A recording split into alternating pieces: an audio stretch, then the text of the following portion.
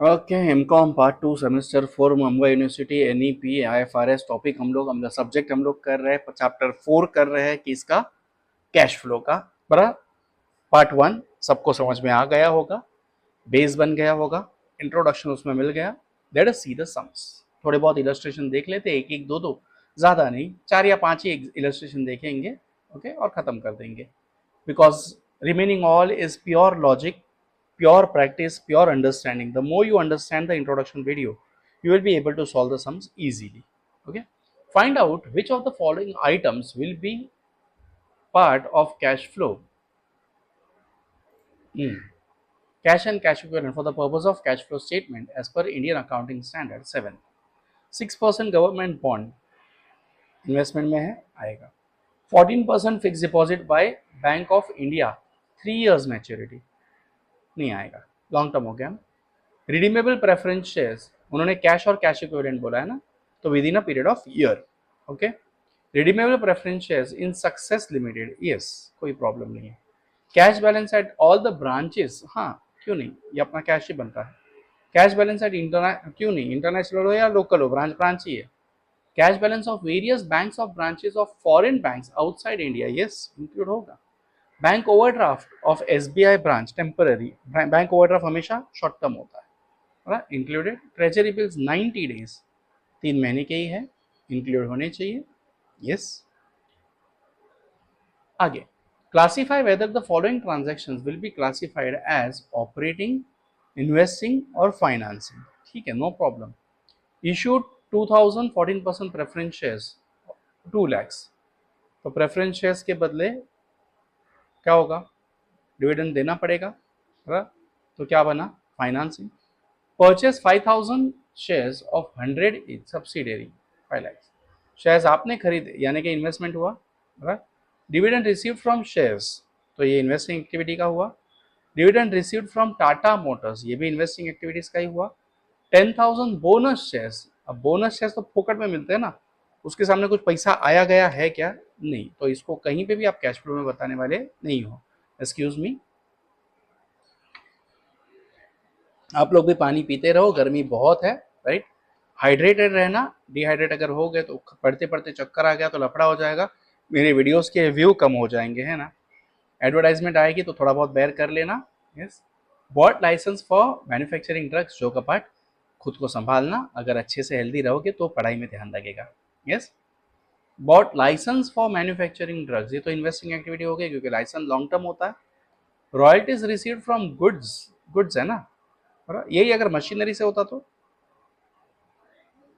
Investment, okay. Rent from let out premises, investing activities. Interest received from advances, ये तो operating है। Dividend paid, financing, बराबर है। Interest paid on security deposit, financing. Bought goodwill, goodwill long term assets है, investing. Interim dividend paid, financing, yes. समझ में आ रहा है। एक और इलस्ट्रेशन देख लेते हैं प्यार से एकदम। Calculate net cash flow from operating, investing and financing activities. Sold office premises for 50 crores, माँ की आंख। Paid capital gain tax 10 crores, ठीक है, 50 करोड़ में बेचा और 10 करोड़ का टैक्स पे किया, यानी कितना आया, 40 crore. Paid income tax on business profit 6 crores, ठीक है, नो प्रॉब्लम, बिजनेस टैक्स पे किया है तो ये ऑपरेटिंग ही बना अपना, बराबर। इनकम टैक्स रिफंड 3 करोड़ तो आया है, ऐड होगा। डिविडेंड पेड 15 करोड़, ठीक है, नो प्रॉब्लम। डिविडेंड क्यों पे करते हैं आप, फाइनेंसिंग एक्टिविटीज से, बराबर है, नो प्रॉब्लम। पे किया है तो माइनस ही होने वाला है, करेक्ट। अब बिजनेस प्रॉफिट शायद अपने यहाँ पे अपलोड होते वक्त, टाइप होते वक्त थोड़ा सा लफड़ा हो गया है, एडजस्ट कर लो। बिजनेस प्रॉफिट उन्होंने दिया था 60 करोड़, टैक्स आपने पे किया है 6 करोड़, आपको रिफंड मिला है 3 करोड़, तो नेट कैश फ्रॉम ऑपरेटिंग कितना हुआ, 57, राइट।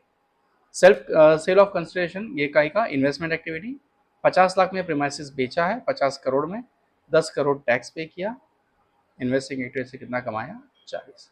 फाइनेंस में आया कुछ नहीं है, सिर्फ गया है, बराबर है, तो डिविडेंड पेड 15, तो नेट कैश आउटफ्लो 15, तो 57 + 40 कितना बना, 97, 97 माइनस 15 कितना बना 82।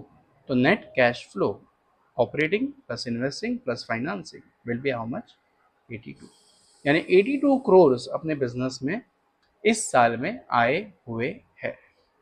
यस, आई होप कि तीनों इलस्ट्रेशन आपको समझे। Yes, keep practicing. ईजी है टॉपिक, ज़रा भी दिमाग को शॉर्ट नहीं है, लेकिन जिन्होंने इंट्रोडक्शन वीडियो नहीं देखा है उनको थोड़ा सा तकलीफ हो सकता है। It's a request, please go and watch introduction video and then come on the illustrations. Okay, tata, bye bye, see you. पढ़ते रहो अच्छे अच्छे से। यस, प्रैक्टिस करते रहो, स्कोर भी अच्छा करना, ताकि अपने अपने कॉलेज का आप लोग नाम निकाल सको। वंस अगेन आई रिपीट कि आप कौन से कॉलेज से हो, कौन से लोकेशन से हो, थोड़ा बहुत कमेंट मार देना, एक जोश मिलता है कि बाबा हाँ, अपन अपनी कॉलेज के बच्चों को ना सिखा के दूसरों को भी बेनिफिशियल हो रहे हैं। यस, मैं अपने कॉलेज के बच्चों के लिए हूँ ही नहीं, बेसिकली यूट्यूब अपना स्टार्ट ही हुआ था सबके लिए। दूसरी बात, जिन्होंने सब्सक्राइब नहीं किया है, वैसे 73% है जो वीडियोस देख रहे हैं, तो सब्सक्राइब भी कर लो, क्या फ़र्क पड़ता है ना। क्योंकि मैं कॉम्पिटिटिव एग्जाम्स की भी वीडियो बनाता हूँ, तो आपको काम आएगा। IBPS का एग्ज़ाम्स देने के लिए, MBA करने का मन किया तो उसके लिए, सिविल सर्विस देने का मन किया तो उसके लिए, राइट। तो सब्सक्राइब कर देना चैनल को, मज़ा आएगा। टाटा।